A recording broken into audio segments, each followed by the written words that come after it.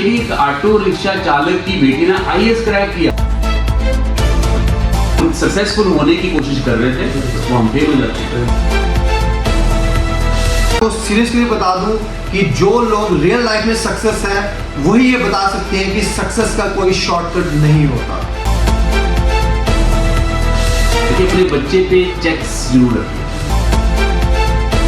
हमें बड़े प्यार से बच्चे के साथ पेश आना और उसको ये बताना है कि भाई ये चीजें आपके लिए ठीक नहीं है।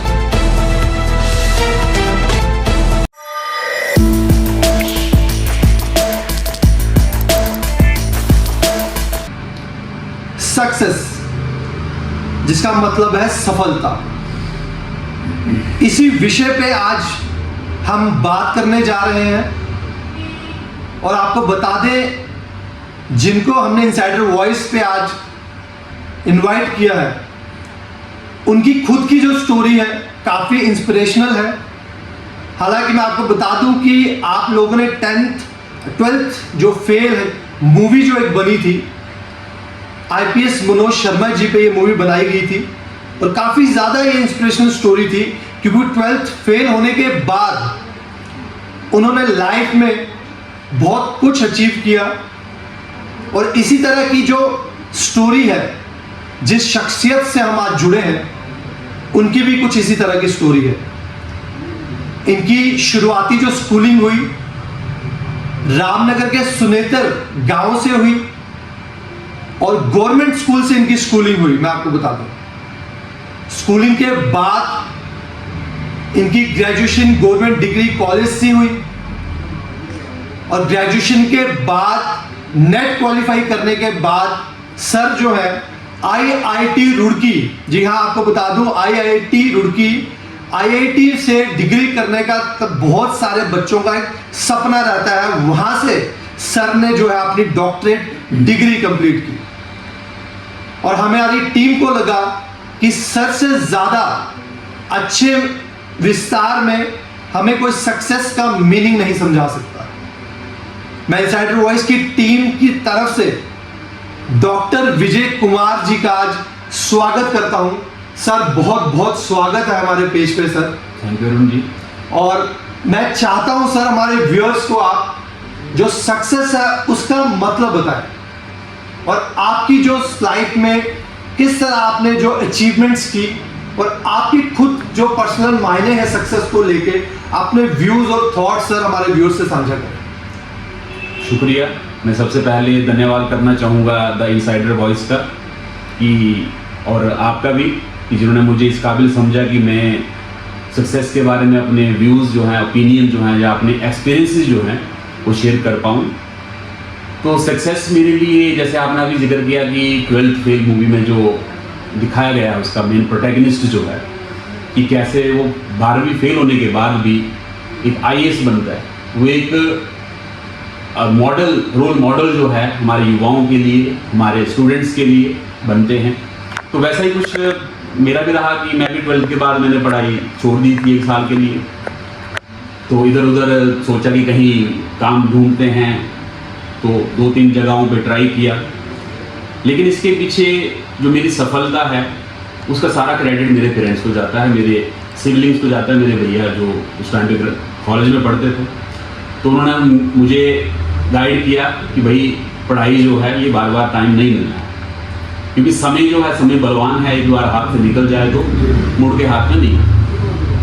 तो बस फिर वही उनके जो शब्द थे, उनकी जो वो कहीं ना कहीं गाइडेंस थी, वही मेरे लिए एक इंस्पिरेशन या मोटिवेशन बन गई। और फिर मैंने मतलब पीछे मुड़ने का जो है वो नाम नहीं लिया। मैंने सोचा कि जो भी होगा तो लाइफ में कुछ ना कुछ अचीव करना है, अपने लिए नहीं, अपने पेरेंट्स की खुशी के लिए, अपनी फैमिली की खुशी के लिए। तो वो मैंने किया और आज सर कैसा फील होता है कि जिस कॉलेज से आप पढ़ के निकले उसी कॉलेज में आज आप प्रोफेसर हैं, किस तरह की फीलिंग है? इनफैक्ट आप भी मेरे स्टूडेंट रहे हैं। जी बिल्कुल, क्योंकि जो फर्स्ट बैच मेरा था यहाँ पे है ना, 15-16 में मैंने स्टार्ट किया था ऑन एकेडमिक अरेंजमेंट। तो आप उस टाइम पे मास्टर्स कर रहे थे। बिल्कुल बिल्कुल। तो आई एम वेरी प्राउड कि मैंने जिस जो अल्मा मेटर मेरा है, जहाँ से मैंने स्टडी की है, वहीं आज पढ़ा रहा हूँ।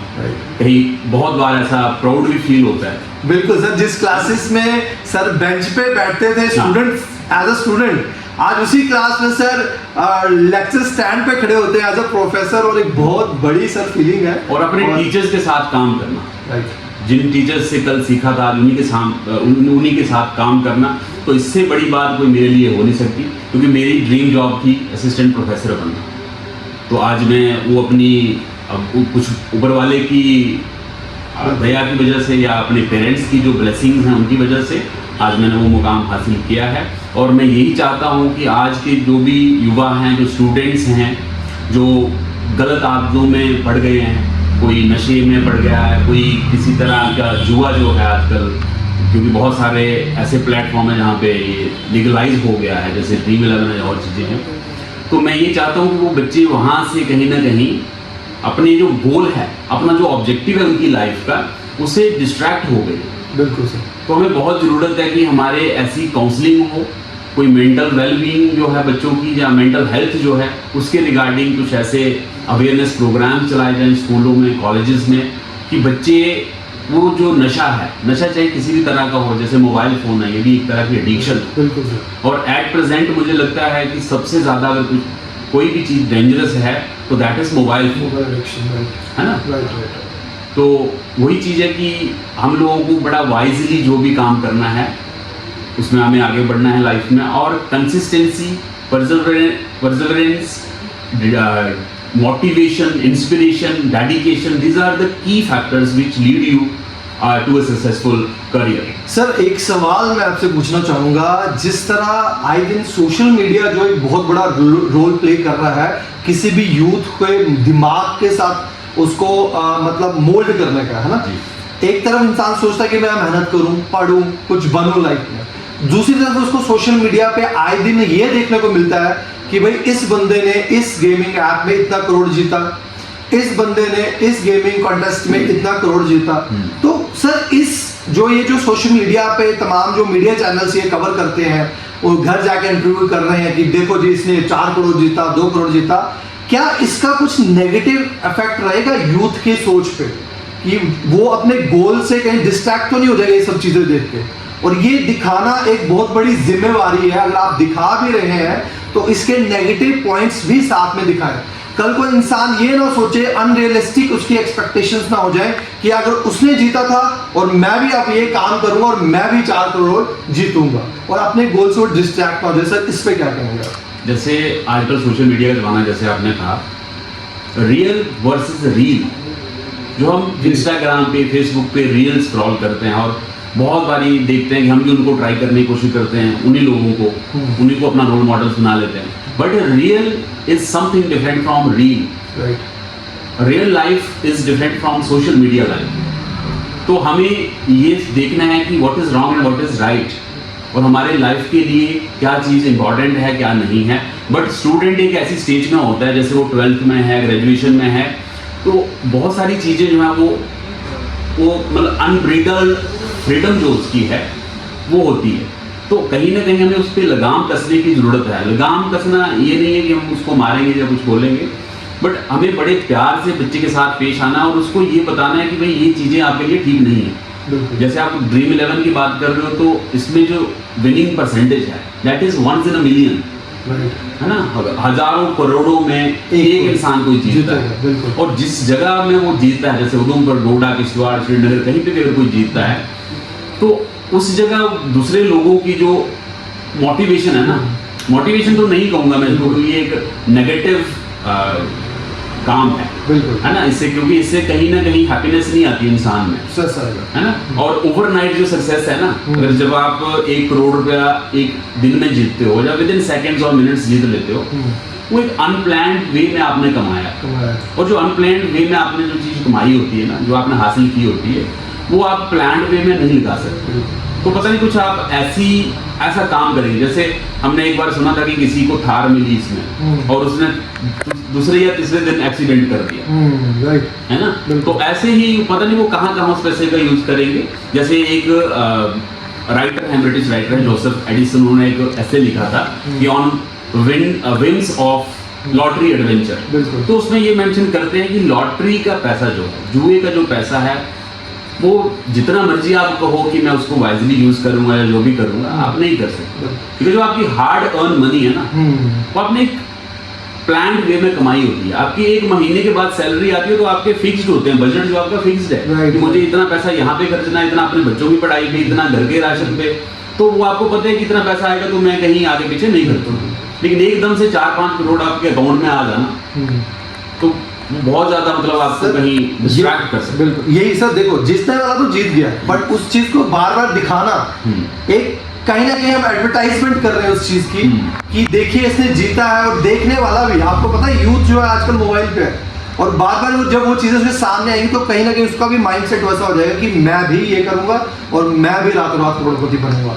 उसका जो गोल था पढ़ने का, मेहनत करने का, पेरेंट्स के सपने, वो धरा का धरा रह जाएगा। और वो भी इस चीज को शो करना, ठीक है जीता है, वेरी गुड, कॉन्ग्रेचुलेशन, बट इसको ज्यादा सोसाइटी में लाना, यूथ में लाना, एक कहीं ना कहीं यूथ के लिए बहुत बड़ा नुकसान है सर। देखिए, जब कोई भी अपना करियर परस्यू करता है ना, तो उसके लिए हमेशा कोई ना कोई रोल मॉडल होता है, ठीक है।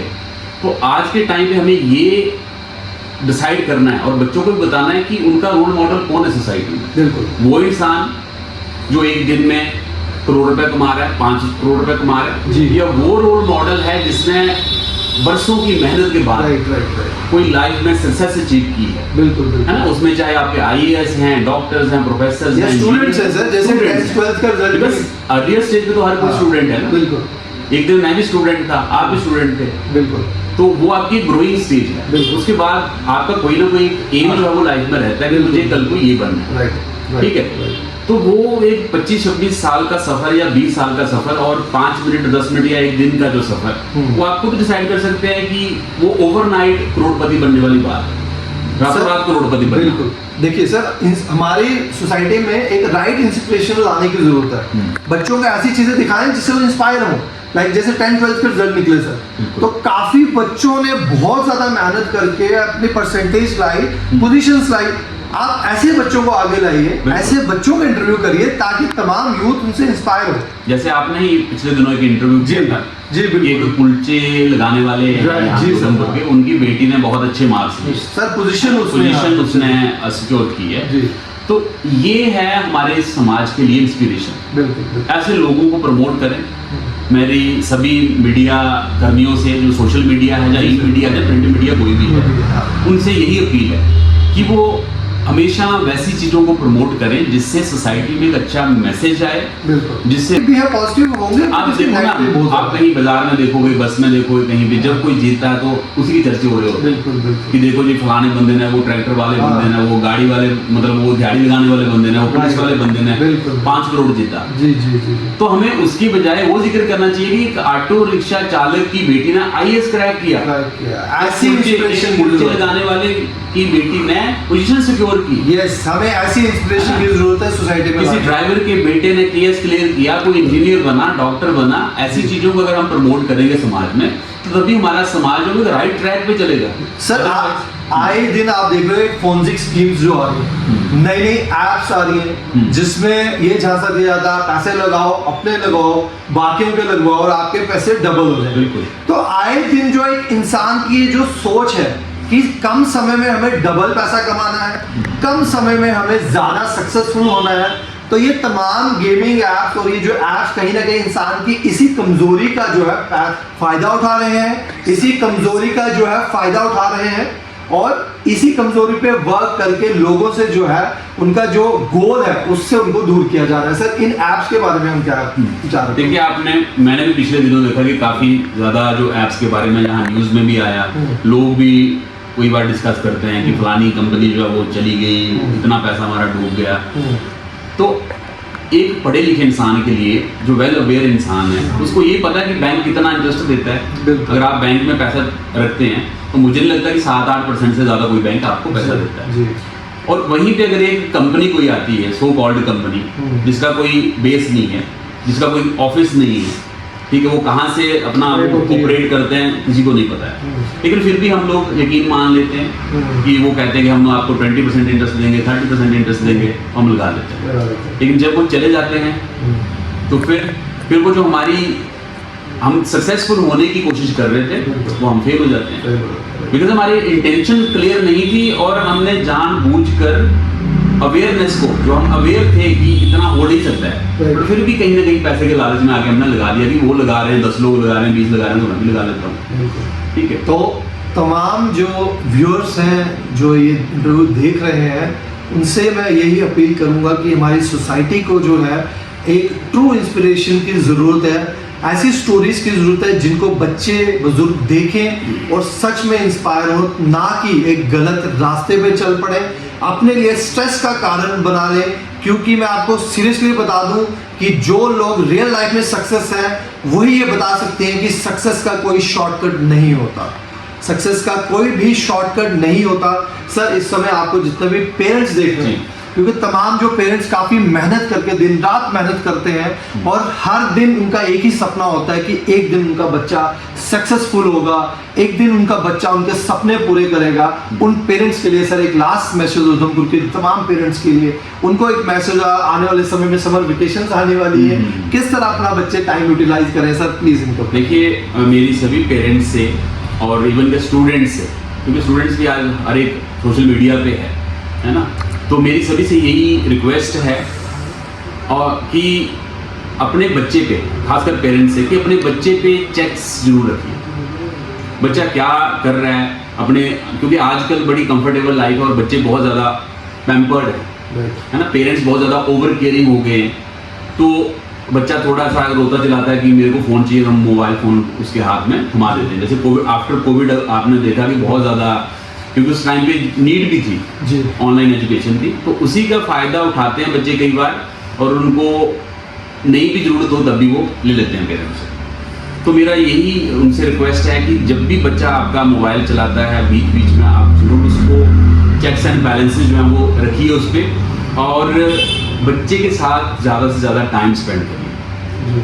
आज के टाइम में जो ज़्यादा प्रॉब्लम है, पेरेंट्स वर्किंग हैं और बच्चे जो हैं वो कहीं ना कहीं किसी नानी दादी या किसी और फैमिली मेम्बर की केयर में हैं रादर देन पेरेंट्स।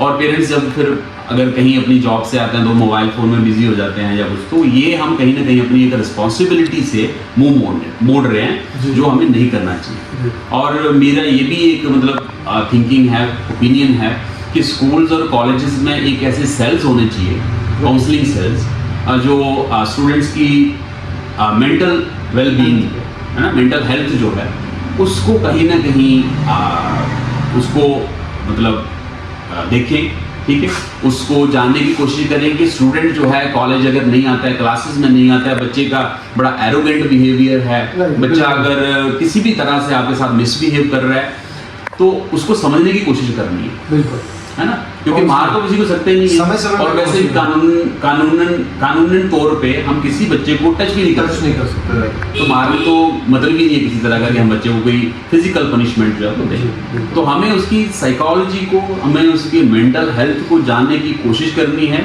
कि भाई कैसे ये बच्चा जो है वो अगर कहीं ना कहीं गलत ट्रैक पे चला गया तो कैसे वो राइट ट्रैक पे दोबारा वापस आए।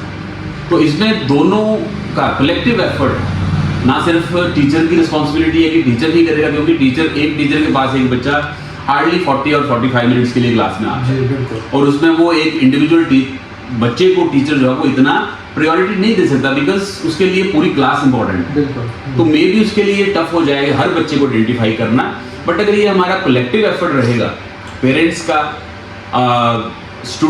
टीचर्स का, और इवन के हमारा जो फ्रेंड सर्कल है, क्या कहते हैं ना कि we are known by the company we keep, तो हमें पेरेंट्स को ये देखना है कि हम कैसे, हमारा जो बच्चा है उसकी दोस्ती कैसे लोगों के साथ है ना, क्योंकि समाज में आप देख रहे हैं कि आए दिन नशाखोरी जो है उसके भी बहुत ज़्यादा शिकार होते हैं बच्चे, और फिर ये हमारे जो गेम्स हैं, मोबाइल फ़ोन पे तरह तरह की चीज़ें हैं, तो कहीं ना कहीं बच्चा जब डेस्परेट होता है इन चीज़ों को देख के, ठीक है, फिर लाइफ में फ्रस्ट्रेट होता है, क्योंकि अपने करियर से जब डिस्ट्रैक्ट हो जाता है तो फाइनल गोल जो है उसका, फाइनल उसके दिमाग में जो एक चीज़ रहती है वो है सुसाइड।